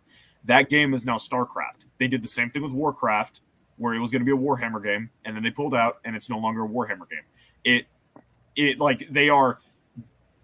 There are so few Warhammer games until the last couple of years. Don't read aloud. They only make deals with people that they think they can trust to work on their property. And while there is some bullshit with a few of their authors being lefty weirdos, more or less they have stayed consistent to their world, and they have tried to keep it the grim darkness of the 41st millennium. What you will need to worry about is to watch the full season, you will need to probably buy 3 different subscriptions because they are greedy motherfuckers. Look, Shadow, there's a couple of things that you got to consider here in addition to, like I understand you're excited for this. And I understand there's a rabid fan base who's very excited for this. But the fact of the matter is that we've gotten nothing but grim dark when it wasn't man-hating for the last 10 fucking years. People are tired of this. They are tired of those kinds of settings. They're tired of dystopian shit. They but just there's are. nothing like Warhammer 40K. Honestly, and I know Outpost Nerd said that Henry Cavill is one of the biggest names in the world. That be that as it may, he's still getting blacklisted just about everywhere but his own projects because he's not apparently on their favorites list. And on top of that, if this strike goes on, that ain't gonna fucking matter anyway. No. And this, I don't foresee the Hollywood strike, ending before the end of the year. I really don't. I think people are kidding themselves if I think this Warhammer thing's going to be a niche thing. It's Carrie, Nomi's link is in my description, and she's not streaming right now, dude. So she's not actually simulcasting. Yep. Right. Okay. So minor correction on what I said. Actually, Boosh posted in the chat I was wrong. I just so apparently they wanted to make a Warcraft game or a Warhammer game, could not get the rights. So they made Warcraft, and I think that's what they got the negotiation for StarCraft, and then that's happened. So minor correction. I apologize for the misinformation. Hey, Shadu. I'm sorry, man. The chat's gonna ask for it. I guarantee it. I gotta. Oh my God, who the hell cares? Well, Thank you. That is long overdue. Hey, Sorry, if I couldn't man. handle that shit, I wouldn't come back for more. I mean, look. I get it. I'm interested in I'm in Warhammer and Warcraft and all that stuff. But there's a lot of people on here like probably have no idea what the fuck we're talking about. No, but the thing is, if they market it well, because it's sort of like the Wheel of Time. They did a lot. If they had done the Wheel of Time well, it could have become popular. The problem is, they didn't. But nobody had heard of the Wheel of Time. So it's the same thing with Warhammer 40K. It's not your typical dystopian. It is just, it's Warhammer 40K. You got to look into it. What does that mean? That's what I'm saying. Is your average Joe is not going to but see if they that it's do not a good advertisement for it. No.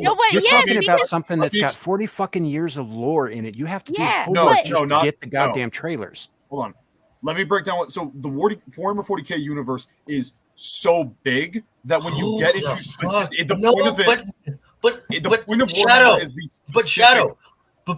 Shadow, it's like what Sam said. This is such a niche.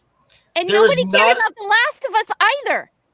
Yeah, and most of you guys didn't care about The Last of Us either, and now you guys are watching it. It's the same thing. Warhammer 40K, if you make a good trailer, nobody's going to care what Warhammer 40K is. They're going to be interested in seeing a show with a good trailer. I'm not. Okay, for the record, I did play The Last of Us. I quit halfway through because it got boring, and I never watched the show. So and the only reason I watched that show was because I was invited. I was invited onto a panel to talk about the show from an outside point of view as someone who's never played the game. A lot of a lot of non-fans caught on. I don't care because it's me and Shadow talking about it. No, Cat. Yes. Warhammer 40K does have a name. Hold up. There are people in the chat who do give a shit. I gotta be honest. I gotta be fair. Yeah. South Park made Warhammer. I didn't know that. I don't know anything about that, but So, anyway, I mean, we're not talking about Warhammer right now because with the writer strike, we're not going to get anything. We're not going to get anything coming out for probably a good year and a half at least. What I do want to talk about though is something that is in theaters right now, and a lot of people have seen Barbie. Yep. I had to make a Barbie shake today. It was not fun. What? I lost all respect for all the toxic femininity women after watching toxic femininity and Someone- them Oh, sorry. fanning over this trash. Yeah. So, all right, let's from USA Today. So, I want to talk about this because I watched the Barbie movie today. JV, I know you've seen it. I don't. Barbenheimer says Clue. That's pretty funny. That was, but that was genius marketing. That is genius marketing right Yeah. there. I mean, you took two diametrically different films and made it into a cultural event. Mhm. Yes, you did. And that was that was very good marketing. But I think this is actually something that should be addressed because is the movie appropriate for kids? And the No. answer is for me No. is No. no. No, not even close. No, not even close. And so scrolling down here, Wait, USA go Today. back up to that first picture, the one just above this one. Why? Because I can almost see her ginch. No. Wow. Yeah. That's not appropriate for kids at all. Fletcher says no. Islam for you says nope. Yeah, it's so anyway, all right, let's talk about it if it's for kids because the answer is no, it is not. Unless your child is why is my scroller not working? I don't know, but whatever. Unless your child is really into the study of gender norms and or knows what the term Proustian means, that might even disqualify some adults, honestly. Barbie starts off enjoyably spirited, but when Robbie's Barbie drops the line, "Do you guys ever think about dying?" At a Dreamhouse dance party, it kicks off a bunch of heavy themes that the Wait, movie... what? Yes. Yep. Yeah, that's Yeah. a real thing. Yeah. They did talk about that in the movie. Mm-hmm.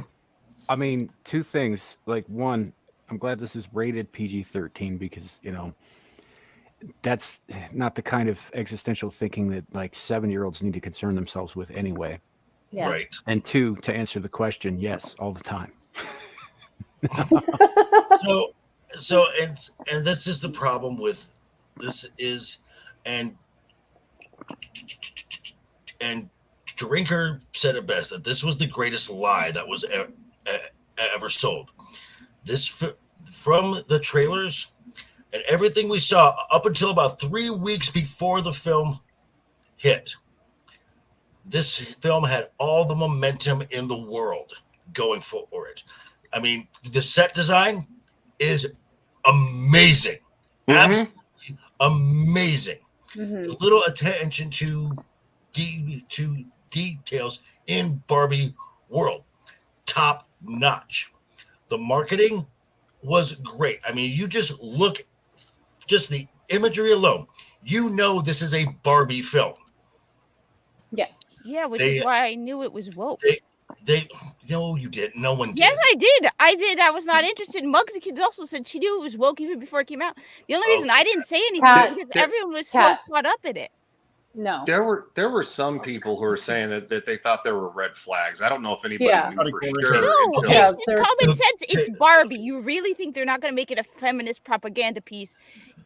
It's No Barbie. one I didn't saw that think coming. they were going to. I did. Yeah. No one saw it Mugsy coming. did. Okay. I saw coming that it wouldn't be a good movie, or like I thought there were good odds it wouldn't be a good movie, but I think it was going to be. If I can finish my sentence here. Sorry, Go ahead, Jimmy. buddy. This was marketed as a fun, dumb, silly kids film that you could take your little kids to. That is the lie.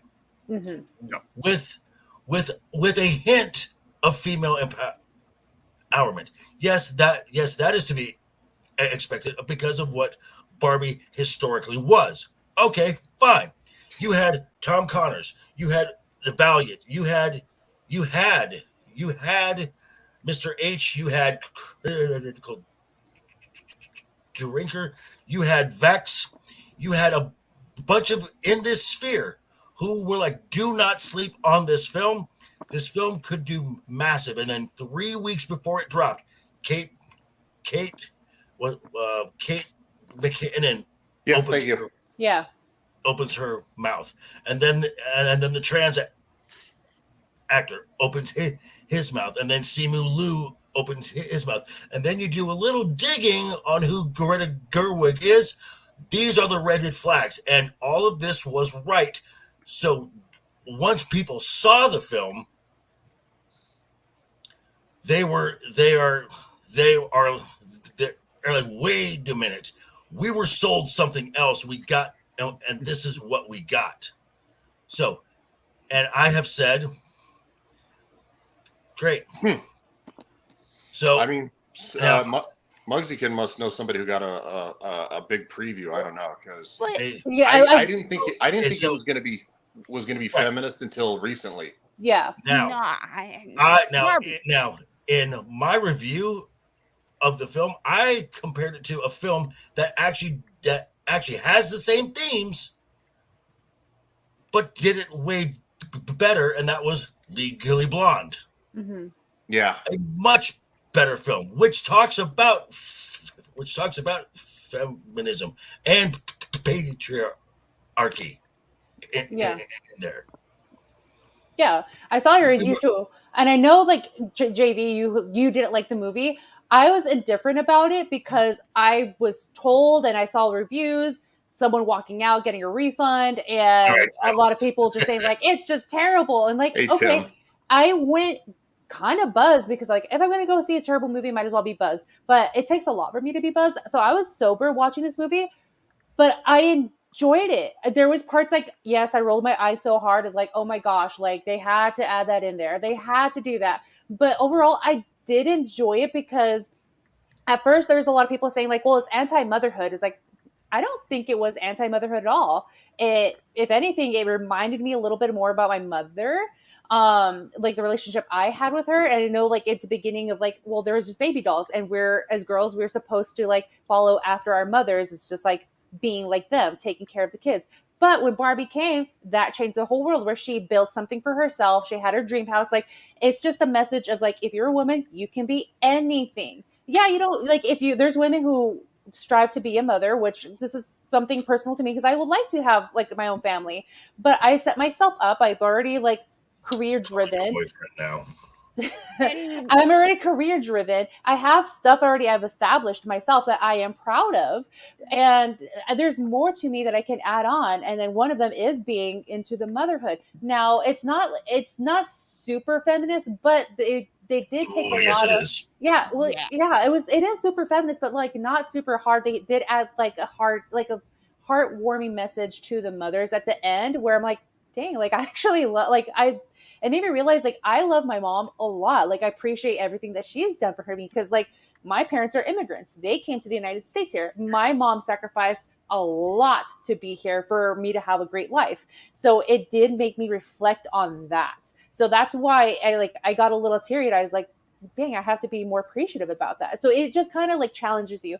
I know it's like different because like you, JV, you didn't grow up playing Barbies. I don't know your whole life, but like I have no dog in this fight as far Yeah. as so, and that is what this film played on, the emotional connection that the women your age and older have. yeah, And so it disguises the obvious man hatred in a pink box with a nice pink bow on it and glitter sprinkled all Mhm. over it. But it is there. yeah, it is there, but they're trying like sugarcoating it, JV. That's the best way I I can know, describe it. but you can sugarcoat a shit sandwich. It's Yes. still a shit sandwich. Yes. Yeah. And I agree with you. But like even when I did hate the fact that they did try to dunk on men as much as they could. But anything, I was cheering on Ken. I was like, you know what? He's shooting his shot. He got he got rejected left and right from Barbie, but this is her story. But like he's gonna do his own thing of like, you know what? I am Ken. I'm gonna do my own thing. And I loved it. This is spoilers, but I loved it when he created his own world where it's like Ken's Mojo Dojo Casa house. I was like, Yep. okay, that's actually pretty funny. Now, and honestly, like, I would have liked to like hang out and live at Ken's Dojo Mojo Casa house because that Well- was like fun. And watching well- movies. take a stab. Well, just remember this: when Barbie comes back to Barbie Land, okay, Mhm. everyone's happy. Yeah. Everyone is happy, Yes. and we can't have that. I know. That's why I hated that. I was like, wait, that actually seems kind of fun. And then I didn't like the fact, like, well, Now, Ken, go I ahead. will say this: I did legitimately laugh at the Snyderverse joke. That was hilarious. Yeah, that was hilarious. I did laugh like at that, yes. I laughed pretty hard on that one. And then I really, there was that moment where John Cena came out and he's the Fuck mermaid. John Cena. I know, I don't like John Cena either, but I was like, okay, that's I a know, but I surprise. did But like like, that. but Dua Lipa, because she's a singer and I like her art, or I like her music. But the fact she's like, I have a beer for my big sexy man, I was like, oh, okay, why can't women just appreciate men? To like, yeah, Ken came back to Barbie Land, changed it, made it to like a manosphere type of thing, but like men built it. Why can't women just enjoy, like, hey, you made a fun environment, enjoy your beer, enjoy your life? That's nothing. That's not hard to ask for. No, but I'm going to ask this. Okay, first off, I mean, come on. I don't want to be mean, but in this day and age, of course, a Barbie movie I didn't think it was going to be as bad as it turned out to be. But yeah, the only reason I didn't say anything was everyone was so hyped about it. I was like, okay, maybe I'm missing something. But it's a Barbie movie in this day and age. Yeah, it's definitely going to be feminist. I didn't expect it this bad. But the other thing is, why do we even need this message? I'm a lot older than most of the people here. And you know what? When I grew up, no one told me you can't do anything. I'd like to know who's telling little girls this day and age you can't be anything. Because you know what? I grew up in the 90s, and my own father, who's an Arab Muslim, never said to me, you can't be a doctor. My uncle in Egypt never said I couldn't be a doctor. So this whole idea that little girls need to see this message of you can be anything, we haven't needed a movie like this in 40, 50 years. Okay, but Greta Gerwig, the real world is her projection of what she Yeah. views. No, the but real I'm not world is. I'm not criticizing her. I'm criticizing all the women going, yeah, we need this movie to show little girls what they can do. No, we don't. We've not needed it for decades. Ask any average little girl, can you be a doctor? She'd be like, yeah. No little girl is going, oh, well, I'm a girl, so I can't be a doctor. I'm a girl. What about the woman who died in the Challenger explosion? You could be an astronaut. Sally Ride. Yes. Sally Ride. How many women astronauts have there been already? So this whole idea that all these reviewers and all these women are going, yeah, this is a movie we need when today is a load of bullshit. You don't need it. Right. Yeah. And okay. So and I'm not criticizing Greta. I'm criticizing every single one of the women who are eating this up and going, yeah, we need this. No, Okay, you don't. I Okay. steer. It's because Okay, Kat, JD. because of the emotional attachment they have to Barbie. This thing plays on emotion. It's an emotional, nostalgic connection to something from their childhood. Now, and you are absolutely right, because someone who did not enjoy this film had some positive things to say on certain technical issues, but Lorena Creel, who was a computer engineer, she worked for NASA. Mm-hmm. You're right. She doesn't need it. You're right. She is a living embodiment of you can do anything. You can go into STEM, ladies. There's your proof. we've known for decades. And then I don't know if I can say her last name right because I'm not sure if I'm pronouncing it, but Marie Curie, she invented, Madame Curie. Madame Curie. Yeah. She invented, it's not radiation. She discovered radiation. Okay, Yeah. she It killed her, discovered too. radiation. Yeah, Yes. but she went beyond because she wanted to challenge science. Like she dedicated her life to that. And then Barbie, and I'm sure they had baby dolls back in the day in her lifetime, but she established that for herself. And you're right, we don't need that, but why can't we have like a little bit of entertainment in it? Why can't we poke fun? But like, yeah, like it is definitely an anti-hating man thing. It could have been greater to make men a better image in that movie. There was a lot of potential, but I can't say anything. Well, I can't say anything, but like, it's not my movie. It's her world, Greta's world. She wants to project it. That's fine. That's how she sees the world. Like how Barbie came into the real world. Like, oh, all of a sudden I'm feeling stared at and I'm uncomfortable. Like, yeah, that's a reality that most girls go through. I never had that experience here in the States, but when I was in another country, yes, that is very real. And I've definitely been catcalled. And yes, it is a scary environment, but that's when I realized I need to, make my environment safe where I know I can be like in open space and make sure like no one's going to approach me. Yes, it's a reality, but Right, you don't but- have to be afraid of the world all the time as a woman. You can rely on men. And- A lot of like my good friends are guys. I have more guy friends than I do have girlfriends. And so do these things exist? Yes, they do. Is it the prevailing? Is it the overarching, the vast, the majority of people? No. It is isolated. It is rare. Again, but this we are getting a look into the mind of Greta Gerwig, who likes to talk about female oppression because it's basically the plot of every film she has done. Mm-hmm.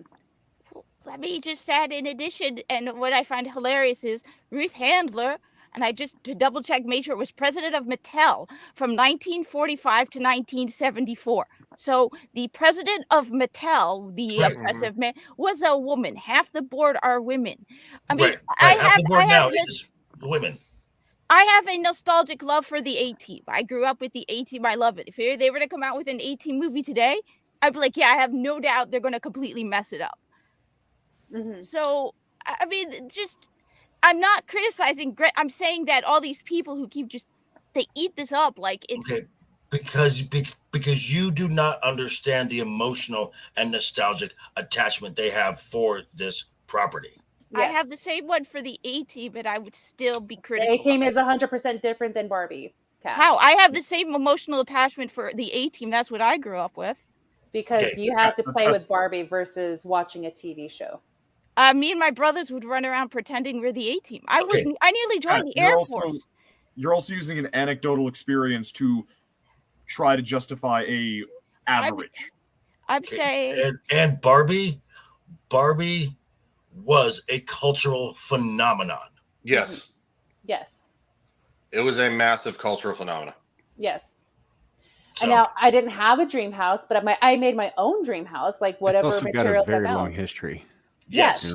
I mean, I think the first Barbie started appearing in the late 40s. My mother started collecting them in the late 50s and early 60s.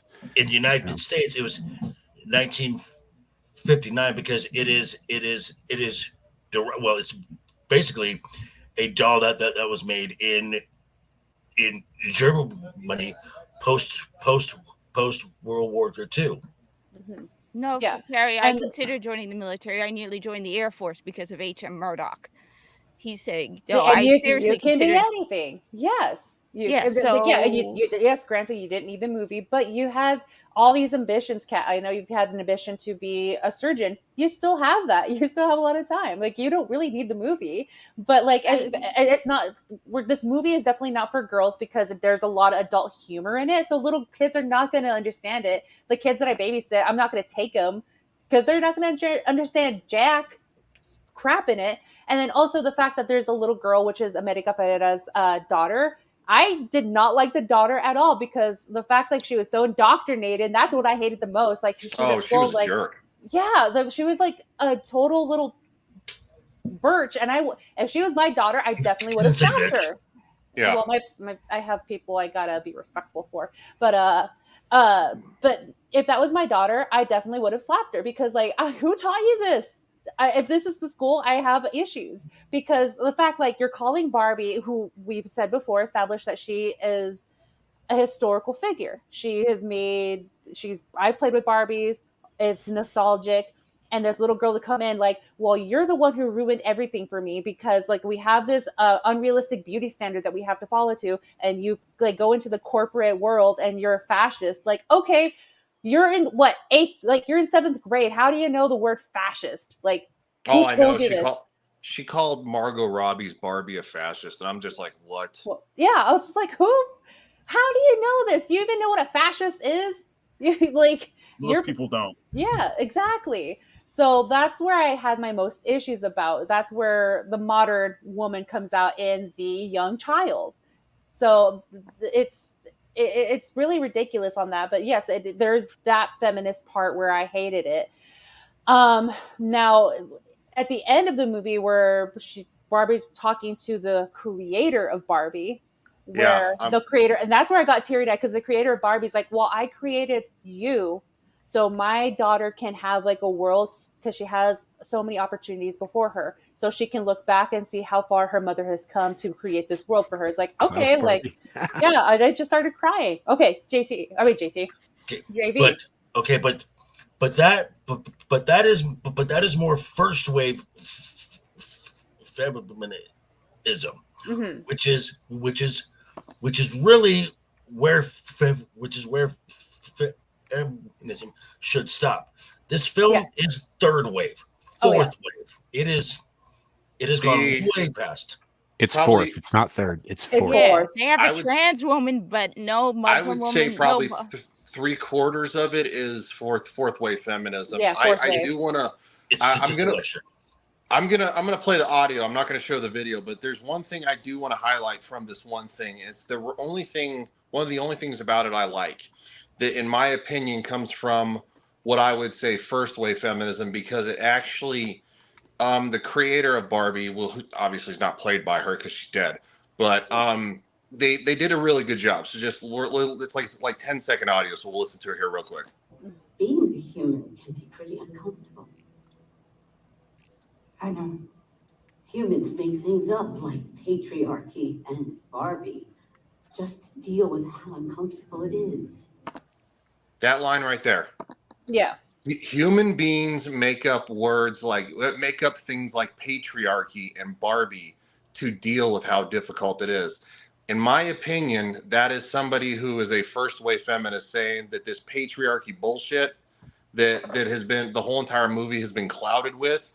I don't know if they had like maybe an older school feminist, one who like legitimately remembered like when women couldn't vote or some shit, or like their mother did. Because that line stood out to me, because they literally made fun of and said they make up things like patriarchy and Barbie to deal with the real world. I like that part. Yeah, I thought that was a good part. I don't have a problem with that part, but I wouldn't necessarily call that feminist so much as humanist. Maybe that's fair. Yeah, but because I think that's a fair line, and I think that you can apply that line of thinking to a great many things, across the board of the spectrum of human experience throughout history. We tend as a species to tell stories and to make things up to justify and or rationalize and or just plain understand the world that we live in. And that's always been the case. I mean, people used to say that, for example, and I'm not picking on you, Kat, this is just the first thing that popped into my head. The sun was pushed across the sky by a giant dung beetle, right? Which was part of the old religion in ancient Egypt. It is being pushed across the sky by a giant dung beetle. What are you talking about? My point is that human beings say all kinds of crazy shit to make sure to make sense of everything. Feminism is what happens when it gets taken too far. Yes. And just for the record, when I say fourth wave feminism, like first wave is after the suffragettes. Okay, it's just we want to be able to be on the same playing field as men. Second wave is we can do anything a man can do. Third wave is I am better than any man at anything. Fourth wave is get rid of all the men. This is fucking fourth wave. Yeah. I thought fourth wave was men are better women than women. No, that's the patriarchy swinging back just really stupidly. Actually, that's just communism. Well, I mean, isn't it hilarious that they don't even, there is a Muslim in hijab Barbie, but they didn't bring that, but they have a trans woman Barbie. Okay, real quick, which one was the trans woman? I didn't see Doctor. Flat feet. I mean, if you couldn't tell, Yeah. It's the it doesn't computer. matter. I think Okay, Ryan's been compromised. I think Ryan guess- is finally given into the gay. It's a dark No, secret no. boy. I didn't know there was one in it, so that's why I guess I Yeah. wasn't No, on the there's one lookout. in it. Yeah. Yeah, the long red hair. That one. Deep With the voice. glasses? No, Mm-mm. Oh, no. The doctor. The one who yells. The one who yells flat feet. Flat feet. That Yeah. one. okay. I'll go back and watch that. JV, I know you got to bounce, and these are pretty much the last the last topic I was going to talk about. So, JV, go ahead, start the rounds, or we're gonna take this out. Okay, well, so just dropped my review, my final review, the final episode. Maybe the last time we're going to see this series of Secret Invasion. Thank God. I'm jumping over to Potato Revan starting at about 7:00. Yeah, thanks for stopping in, folks. I know Ryan's not going to talk about his channel because no one gives two shits about him. It's true. But after the stream is done, leave a comment at the end. It just prolongs the algorithm. So subscribe to everyone here. When you subscribe, watch a video that locks it in, and definitely hit that the notification bell. Thank you, Shadow. Appreciate that. All right, cool. I got to scoot because I got to grab a. Yep. I got to grab a quick cancer break, and then I'm off. It was a lot of fun here, as always. Good conversation. Chat, always, you're awesome. Talk to y'all soon. See you on See you, buddy. The Monday. Toodles. Bye. All right, Shadu is muted. Hey. Yeah, no, I didn't. I was muted so the streams wouldn't start going when I was posting the links. I just skip me. I don't have my work schedule yet, so I can't show until I have my work schedule. Tell people where your channel is and where they can find you, kid. Like that, I can't say if I'm working on days of their Tell panels. people what your channel is, so we can watch your older videos. If you go to my channel, Shadow of Hawk, it's basically whatever I felt like making. There's movie reviews, there's world building reviews, there's gaming. There's basically, if I was in the mood to make it, I made it. There you go. See, was that so hard? All right, there. Okay, thank you. Samuel, the infamous. Real quick before I go, Bush asked me a question. Samuel, do me a favor and define patriarchy. I will define it in 3 words: led by men. Pretty much. Yeah. Matriarchy, led by women. Mm-hmm. Yep. These are old words. Meanings have not changed. Nope. No. That said, my name is Samuel the Infamous. You can find me on Samuel the Infamous, where we do all kinds of fun stuff, mostly talking panels like this. Got one coming up here in about an hour and a half with Nomi as well, who is a co-host, and our good friend Lawrence Knight, Abyssal Musings. And then tomorrow we've got Screaming into the Void, every Saturday. Most of the people that you see here will be on there, except Shadow, because he will be in the chat being made fun of. Yes. And then on Sundays, I couldn't resist the jab, kid. Sorry. On Sundays, we have Star Trek Engage, which has a growing cast. And we are beginning this week, finally, after much anticipation, with the beginning of the original series. We're starting with the Cage, and if we have time, we will go into the Man Trap. Come check that out. It's a pretty good show. It's a lot of fun. The last time we did it, we had a 3-hour show, about 90 minutes of which was just pure gay jokes. Oh my God, we went off the rails so far it wasn't even funny. We'll review 1 to 2. We'll get to the second episode if we can get out of our own way and stop making gay jokes. That's all I'll say. Nomi's face. Don't judge. Poor Nomi. I can judge as much as I want. Well, fuck, you can't. Woman. Yes, I can, because I am a woman that can be anything I want. Oh God. Well, speaking of anything you want, where can anybody find you? Anyone can find me at Nomi Without You on Twitter and YouTube. That's where you'll find some of my older videos. And See you, Dempsey. And yeah, you usually catch me here every Friday night. And then within an hour and a half, I will be with Samuel and we'll be chatting again with our good friend Larry. Talking about sharks tonight. I know. That sounds like it's going to be a lot of fun. Yeah. Hey. Come through. It is technically Shark Week. That's why we're talking about sharks tonight. That's what I figured. Lastly, certainly not least, is the hijabi gamer. Kat, what game are you going to be playing tomorrow? Probably Remnant 2. I'm not entirely sure because my physical copy didn't come in, so I finally had to buy the digital copy. Damn it. Really pissed. I don't know yet. I probably going to be live streaming tomorrow, and Sunday. We'll see what happens. Muggsy can send me a whole bunch of hats. I will be opening them on live stream because hats. And my apologies for getting a little worked up, but honestly, this whole Barbie thing and hearing people talk about it positively is like... No, it's all good. I mean, shit. Everybody's got an opinion. It's fine. I mean, look, we don't always agree with each other, but that's the whole entire point. And quite frankly, I love it when you guys get carried away in a conversation because this isn't the Ryan show. I want your guys' opinions. I don't want to be overflowing with my opinions, so yeah, go nuts. Boosh says, bye Ryan, hijabi, know me, Sam and Shadow. See you, buddy. Appreciate you stopping by. And lastly, and certainly the least, this is actually my channel. So tomorrow we'll be doing a stream with Nerdy Neo and Mark the Cyborg. Tomorrow, let's see. It's usually, I forgot what time it is. It might be 9 a.m. my time because I think it's usually 11 a.m. when I was in Florida. I'll have to check that. But we'll also have Screaming Into the Void tomorrow night on Samuel the Infamous's channel, and everybody's links are in my description down below on Legion Talk here. Also, we'll be doing Vets Talking tomorrow night at 8 p.m. Mountain Standard Time.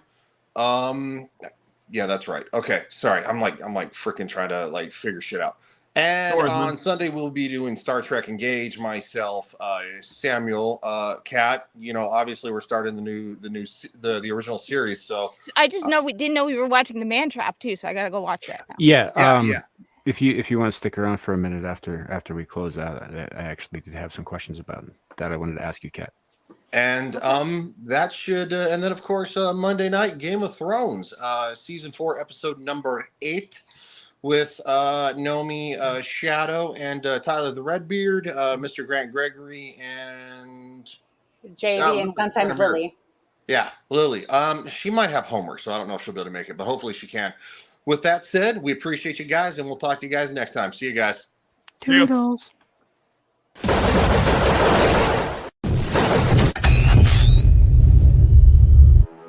Maybe I am insane. Too hot to handle and too cold to hold. See this? Right there in the mouth! Macho Man Randy Savage of the Ultimate Warrior and the forces of Hulkamania that I have seen great strides before. Together at SummerSlam. What you gonna do when Hulkamania and the Ultimate Warrior? I'm getting your foot off my shoulder.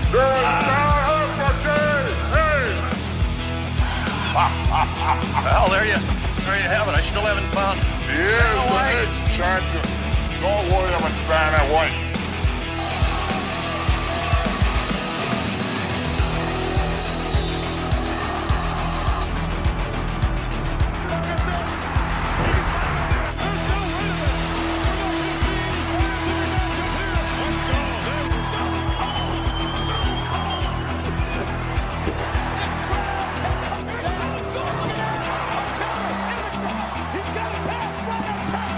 Because comparatively speaking to the Macho Man Randy Savage, you are nothing but garbage. Nothing but garbage, Diana. Yeah.